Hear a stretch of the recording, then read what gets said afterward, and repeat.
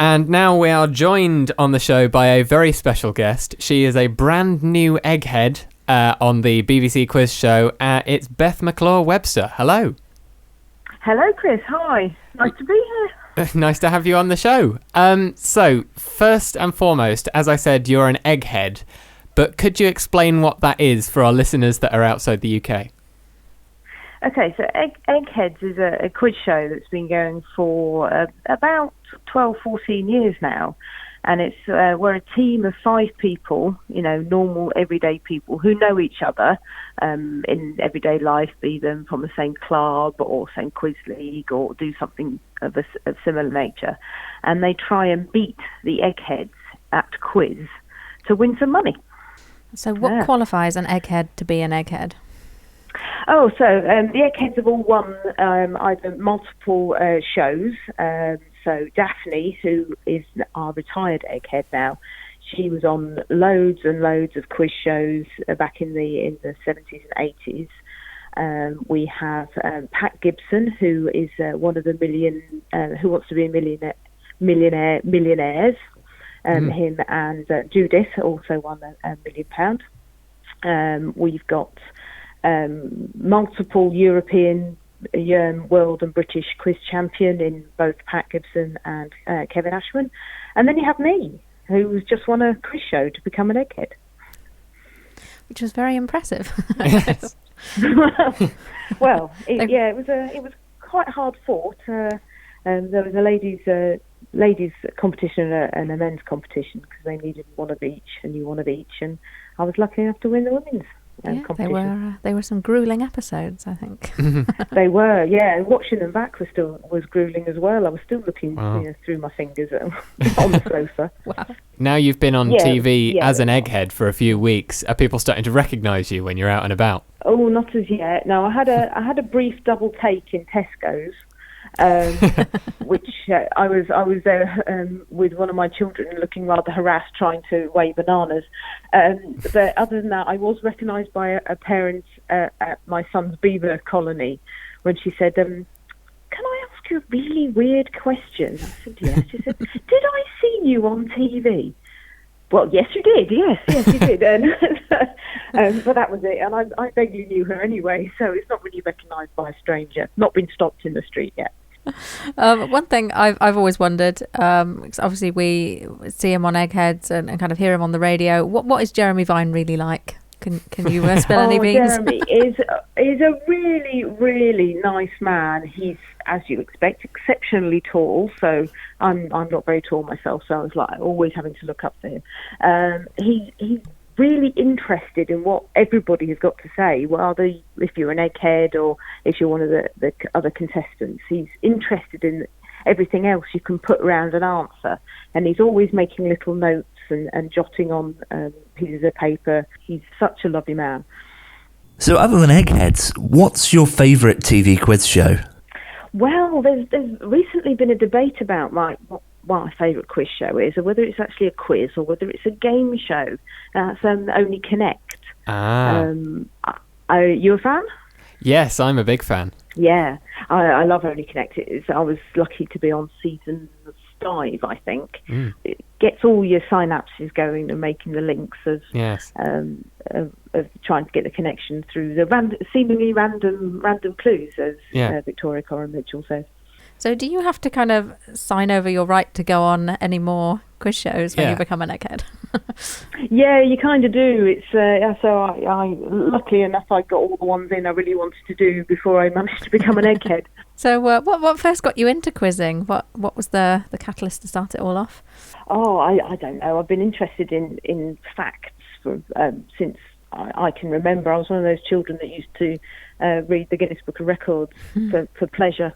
At about age 10, used to go to quizzes with my parents at school. I kind of sort of left it behind when I was at university and did some music instead. But after I left there and they brought Mastermind back to the telly, I thought, I've always wanted to go on that. And so when it came back onto telly, it's like, right, it's now my chance, and I managed to get on in 2004. And just carried on since then. So do you ever find yourself revising Oh, all the time. Yeah, there are list learners in quiz. I'm not one of those people. I cannot sit down and read a list of things and remember it automatically. I have to have some other tag, some other relationship with the fact. So I can relate a piece of music to a particular time in my life that will link it to a year, and things like that. So if I'm playing Pop Master, it's another quiz I really love to play. I say Radio 2 in the morning. Yeah, I have my radio set to come on at 10:15 so that I don't miss it. Yeah. So they always have a in what year were these, depending on how I've made the link in my brain, I can get to what I was doing when those songs were playing, so I knew what sort of time of year it was. So I need a specific link to my facts. But you can revise. I mean, it is a lot of reading, and I find I remember things better if I write it down rather than if I just read it. You've told us a bit about how you got started quizzing. Do you have a proudest moment in your quizzing history? Oh, well, that will have to be winning Make Me an Egghead, really. It was the first show I'd ever won. I've been on loads of shows, never won any of them, never won a single penny from quizzing. Oh, I did win a pointless trophy. I'm very jealous of that. Oh, are you? Oh, it's proudly on my mantelpiece, and my son, every time he sees it on telly, goes, "Mum, you've got one of those." It's like, yes, I have. Yeah, I've seen Pointless recorded a couple of times, and I'm always surprised at the size of the trophy. It's so much smaller than I expect it to be, but it's very cute. It's very weighty as well. So other than that, sort of, Make Me an Egghead was the first one I won. Happens to be the best one because it gives me a career in quiz. What could be better?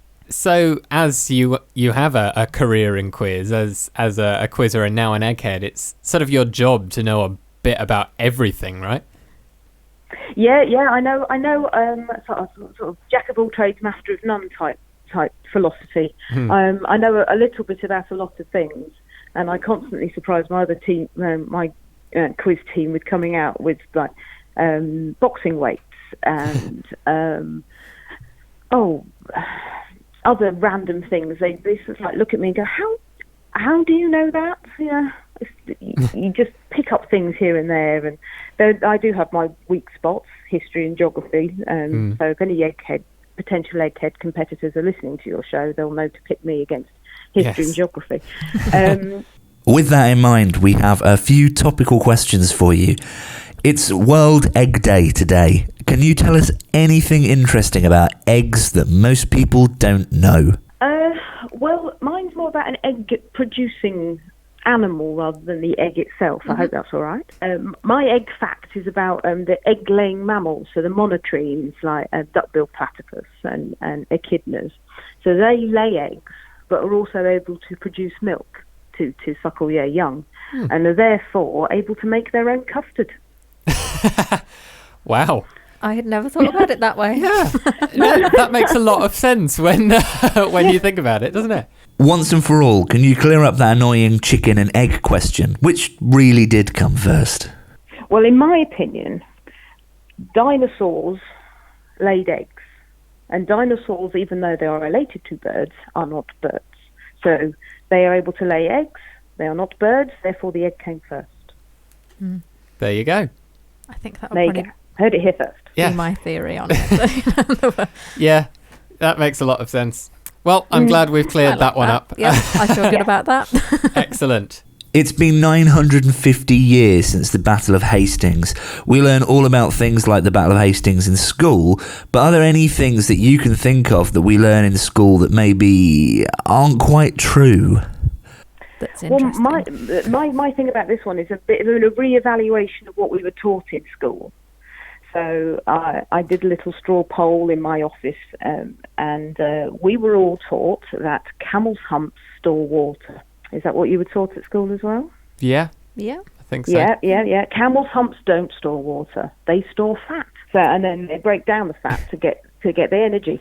So it's not something we didn't learn, but something we should have learnt probably. Now, this week, I'm asking all of these questions to you from Hawaii. What should I definitely check out while I'm here? So I'm interested in astronomy. So the place I would go would be the Mauna Kea Observatory. It's one of the only places you can drive to from sea level up to 14,000 feet. Oh, wow. But you have to stop off halfway up about 9,000 feet to get acclimatized, and that's where the public observatories are, and you can use the telescopes, and they have a daily public viewing session that you can do. But you can drive all the way up to the scientific observatories as well. Oh, that's really cool. I had no idea. Kez, go check that out. I'd love to go. Yeah.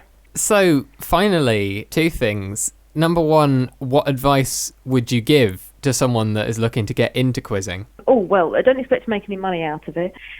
Just keep practicing, really. Do quizzes as much as you can. I do general knowledge crosswords and read lots. Include things that you're not really that interested in. So I know I'm not very good at history and geography, so therefore the things I really need to read up on, but they're not the things that interest me, but I've still got to do it. Come to quiz events.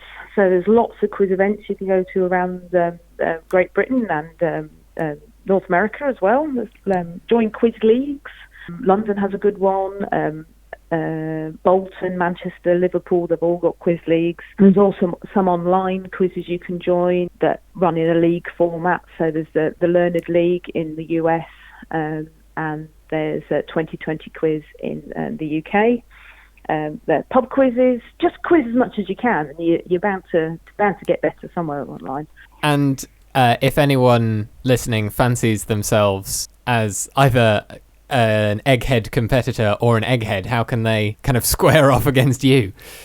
Oh, well, we've been calling for new contestants. So I'm sure that you'll be able to find a flyer on Twitter, or if I send it to Geek Chronicles, they can repost the flyer as well. We're always looking for contestants to come on and give us a go, as it were. So you'll need 5 more friends. So it's five in the team and 1 spare, just in case. Just give it a go. Best of luck to everyone that applies, and happy quizzing. Finally, Beth, we ask all of our guests if they have a request that they would like for us to play. So do you have a song for us? Well, I should go for something that my husband and I played during our wedding ceremony. We walked down the aisle to ELO's Mr. Blue Sky. So I'd like that, please. Thank you, Chris. Oh, lovely. Well, thank you very much, Beth, for joining us. Yeah, congratulations on your new Egghead status, and thank you so much for joining us. It's been lots of fun. Oh, thank you. It was fun, yeah. Yeah. And here's the song.